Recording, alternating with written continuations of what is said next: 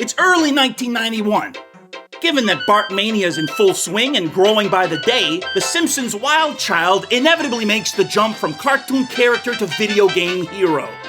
The very first Simpsons video game, Bart vs. the Space Mutants, designed by Gary Kitchen and published by Acclaim, hit store shelves in February 1991, a month before the second Simpsons video game, the Simpsons arcade game, makes its debut. Bart vs. the Space Mutants is a strange game. Strange and difficult and bearing all the hallmarks of an accelerated development cycle brought on by corporate considerations. Still, as kids, we didn't mind. Remember, this was an era marked by murky objectives, clumsy controls, and insane difficulty. Renting a Nintendo game for the weekend and never being able to get past the first level was a common enough occurrence. For every Super Mario Bros. 3 with its smooth learning curve and smart, progressive difficulty level, there was some of this shit. The Legend of Zelda expecting you to burn and bomb random walls.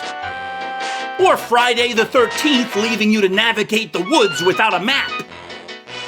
Or Castlevania 2 Simon's Quest forcing you to equip a red crystal, kneel at a very specific spot for 10 seconds, and then get whisked away by a random tornado. Bart vs. the Space Mutants suffers a bit from this sort of tomfoolery. But we're getting ahead of ourselves. Aliens, more specifically Space Mutants, have invaded Earth.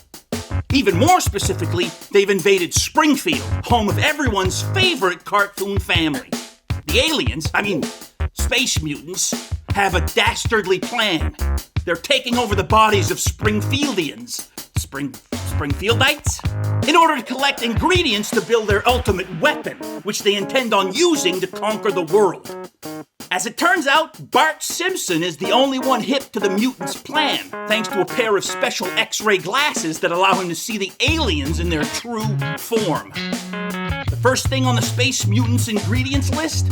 Purple-colored objects. The game is admirably clear about this point, at least. Find the purple objects, spray paint or get rid of them any way you can. So, off you go. Spray painting garbage cans, flower pots, and more garbage cans, and more flower pots. Easy peasy. Until you reach this thing. Spray as you might, this damn thing won't change color. Oh, great. Now we're changing the rules, are we? Some things you can spray, and some things you can't. That doesn't make me now question the entire gameplay mechanic I just learned. Well, what the hell am I supposed to do with this? Screw it, we'll come back to it. We might as well also address the obvious at this point. Does something look a little off about Bart? Look at him. He looks like a cross between a half-eaten Twinkie and a melted candle. His eyes run together, so there's a weird Cyclops thing going on. This isn't Bart from the cartoon.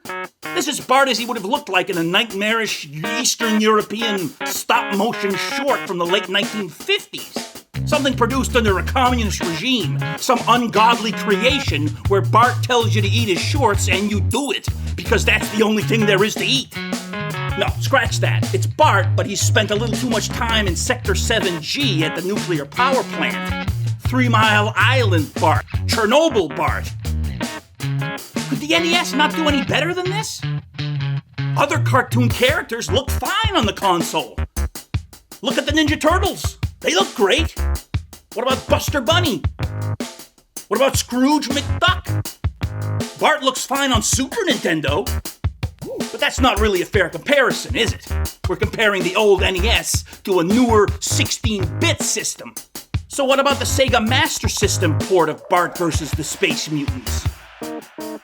Holy shit! It looks like an entirely different game! Bart's mouth even moves when he's on the phone to Moe's Tavern! On the NES, Bart doesn't have a mouth! Well, again, it's kind of hard to tell. He doesn't have a mouth, per se, but he's got a dot. I'm telling you, some weird existentialist Hungarian short film from the 1950s. I have to scream, but I've got no mouth. Something like that.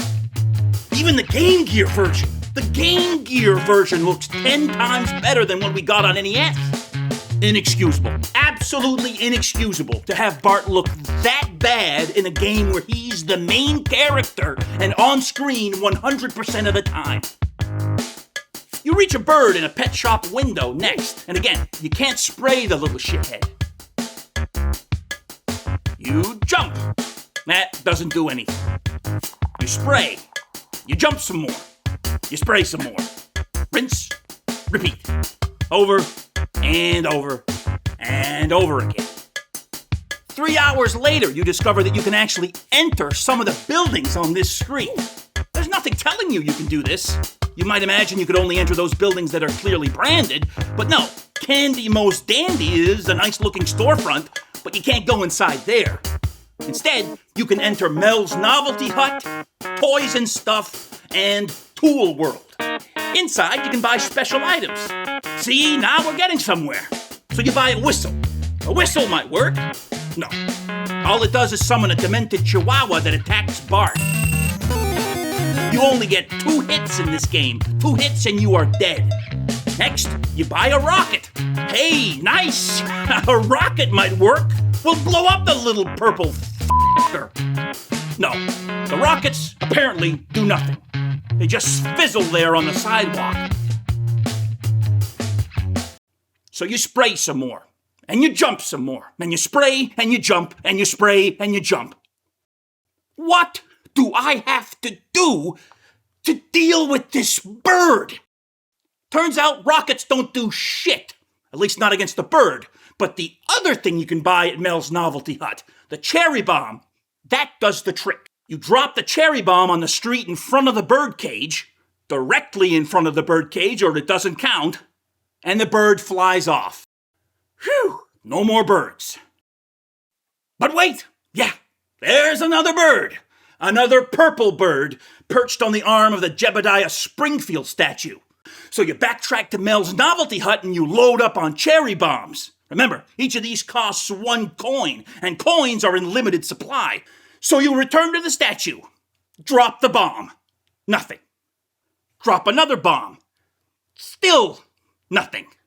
You drop all the bombs. And yeah, that's right. Bombs now don't do what they did just 5 minutes ago. But you know what does do something now? Rockets. Yeah, now rockets actually fly. And if you line up the shot just right so that you hit the bird dead on, the rocket explodes, the bird flies off, and you have rid the world of 1 more purple item. We've dealt with all the obvious stuff. We even figured out, after a half hour of goofing around, that sending a rocket off into the sky changes the color of the Barney's Bolorama sign and those purple windows at the Springfield Retirement Castle. Why were the windows purple in the first place? The game never explains. Anyway, at this point you reach a barrier on the sidewalk, and try as you might, it's impossible to go any further. This is the game's way of telling you that you've not gotten rid of enough purple stuff. That is to say, this is about as far as 90% of the kids who've ever played Bart vs. the Space Mutants have ever gotten. So we backtrack. Back to this awning on top of the door to Tool World. Now that we know that rockets change things from one color to another, we'll just use a rocket. But guess what? Rockets now don't do what they did just 5 minutes ago. So you go inside the place. You can either buy a key or a wrench. Neither one sounds particularly helpful, but Bart is even pictured on the game's cover art with this wrench, so it must be important. You buy the wrench. Can I throw the wrench? No. Can I use it to disassemble the awning somehow? No. What's up with this wet paint sign? Why wet paint? What does that have to do with anything? If the awning's just been painted, then it would serve the reason that I could paint it too, with my handy can of spray paint that worked perfectly well for trash cans, flower pots, fire hydrants, and bird baths, but now, magically, does not work for awnings. This game is exhausting. Every time you think you've figured out the gameplay mechanics, something or other stops working, or they don't work in certain areas.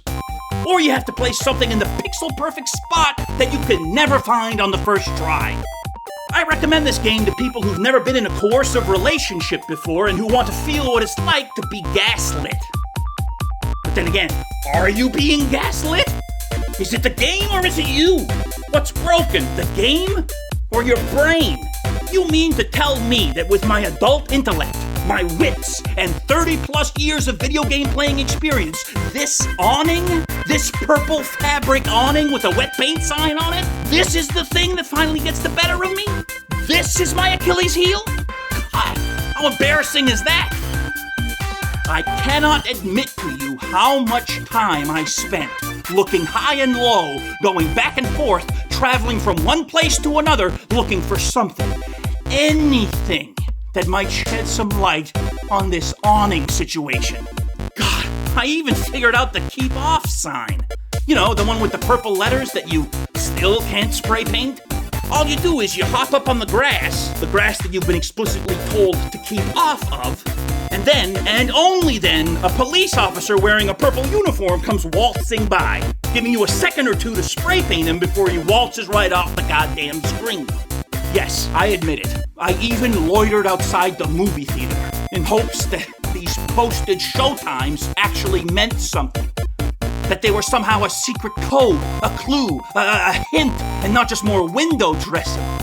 And sure enough, at 2 o'clock, or rather when the timer at the bottom of the screen reaches 200, though that makes absolutely no sense and shouldn't be a thing, a kid decked in purple from head to toe comes out of the theater and you can spray him. Yes, I even got the purple kid that only shows up when the timer reaches 200. But the awning, still nothing. Finally, I have an epiphany. That's right. The solution came to me in a flash, like a rocket up a purple bird's ass. I am not the least bit ashamed to admit that rather than Googling or looking up Bart versus the Space Mutants on GameFAQs.com, I ordered a vintage issue of Nintendo Power off eBay for $20. Volume 23, from April 1991. And you know what? Now I'm not a struggling, embarrassing, emasculated failure. I'm on an adventure. I'm on a journey of discovery. I'm playing a fun little game of hide and seek. I'm an Egyptologist deciphering ancient runes. The answer is somewhere. In fact, the answer is literally at my fingertips. But by denying myself the vulgar convenience of a modern solution, I've regained the self-respect I'd lost. The little self-respect I had to begin with. And that has made all the difference. So how about this for advice? If you've got a problem you just can't crack, make the solution harder, not easier. Take the long way around. Take the scenic route. It sounds crazy, but hey, these are crazy times. You might realize, like I did, that your problem is a problem exactly because it's too small a problem. Huh? How about that? Make it big. Make it interesting. And now you've got a problem worth your time and energy. All right, here we are. Bart versus the Space Mutants. Here's a quote for the ages. This game is very challenging and could be frustratingly so to some players. No shit. Okay, here we are. Power player tip. Buy a wrench in Tool World and use it on the fire hydrant. You've got to be shitting me. It turns out you have to buy the wrench, walk out the door, position yourself behind the fire hydrant, select the wrench, press start, and then the hydrant starts spraying water, getting rid of the wet purple paint. I now know the solution. I know how the trick is done, and I still, for the life of me, can't figure out if this was all incredibly obvious from the start, something a 5-year-old could figure out, and there's just something wrong with my brain, or if I have a legitimate reason to feel like I want to punch a hole through a bedroom door. Level 2, thankfully, does away with the puzzles. It's just a straight platformer. But, and this is really saying something, one of the worst platformers ever. It doesn't help that we're only on stage 2 and the developers are already scraping the bottom of the barrel. I mean, what happened to the little alien enemies? I thought they were fine. Now we're in a mall and there are bouncing donut things, possessed shoes, boots, shopping bags, handkerchiefs, rabbits out of a hat, and whatever the hell these things are. What the hell is going on here? Stage 2 is where the game loses all its charm. Whatever charm it had, I mean. It is tough. Absolutely ball-breaking, headache-inducing, instant death over a bit of wet concrete tough. And the controls are not up to the task. Do I want to beat level 2 just to see what level 3 looks like? No, I do not. But am I going to do it anyway, just because it'd be a shame to get this far to beat that purple awning and not at least make it to level 5? The final level? Yes, I am. But I'm not going to like it. And this is going to be quick. Level 3 is Krusty Land Amusement Park. And now, instead of hats, we're collecting balloons. There are some carnival games at the beginning of the level, which I do not care to play, but you could if you wanted to. Winning some of the games grants you extra coins, but since we're no longer in the vicinity of any shops and you can't buy anything anymore, I'm not exactly sure what coins are good for. At one point, you enter a funhouse, and after a confusing door puzzle that I admit I spent 0 time trying to figure out, there's another platforming section. This time, there are pipes blowing jets of air up into the sky, and you've got to time your jump just right, or again, it's instant death. There's also a giant crusty head with creepy eyes that follow you around. Yeesh. The boss here is Sideshow Bob, and you're helped out by Lisa. And if you thought Bart looked bad, take a look at his kid sister. Bart doesn't have a mouth, but at least he has eyes. Lisa has neither. She's got a dot for an eye and a dot for a mouth, and both dots look exactly the same. Level 4 is the Natural History Museum, and this time you're after exit signs. Yeah, exit signs.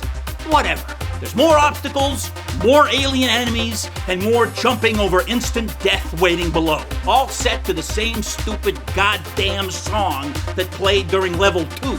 It sounds like someone left their pet hamster scoot around on a row of piano keys. Finally, it's level 5, and wouldn't you know it, it's a maze. Obtuse puzzles, atrocious platforming, and now a maze. We've officially hit the trifecta. Bart vs. the Space Mutants combines all the worst elements from the worst games you've played and tops it all off with bad graphics and piss-poor sound design. You go around collecting radioactive rods, but honestly, I don't care anymore. I just want it to be over. I want this to be over. I want it to be done. I want to finish the game and then never speak of it again. You go up, you go down. You go left, you go right. You take the elevator, you take the stairs, 5 floors worth of real estate to explore, and finally, you collect all the nuclear rods. You toss them into the basement, and the game ends. No final boss. There's a parting shot of Mount Rushmore with Bart's head now next to George Washington's, and then the game kicks you back to the title screen. There are no words for how I feel right now. Bart vs. the Space Mutants has got to be one of the worst games on the NES. More to the point, it's got to be the worst game on the NES that has managed, after all these years, to convince us that it was halfway decent. Someone should do a study about this collective delusion. Bart vs. the Space Mutants, a case study in misplaced nostalgia. I mean, really, everyone played this game. Everyone, including your Aunt Betsy and your Uncle Joe. Everyone remembers playing it. Nobody remembers liking it, but everyone remembers it fondly. That is one neat trick. Dudes and dudettes, till next time.